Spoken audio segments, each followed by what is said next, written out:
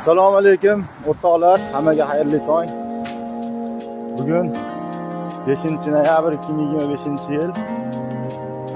Toshkent havosi juda ham toza.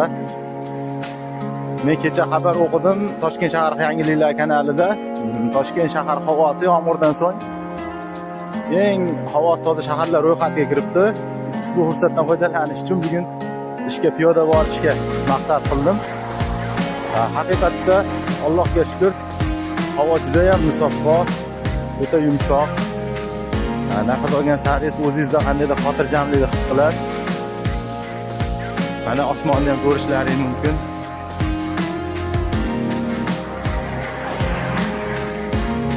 Yaqin bir 4-5 kilometr atrofida hozirgacha piyoda yurib keldim, lekin hech qanaqa charchoq qilganim yo'q. Juda ham mazza qilib nafas olyapman. Shuning uchun ushbu fursatdan hammani foydalanishga chaqiraman. Hammani bugungi kuni xayrli barakatli o'tsin. E'tiboringlar uchun rahmat. Sog' bo'linglar.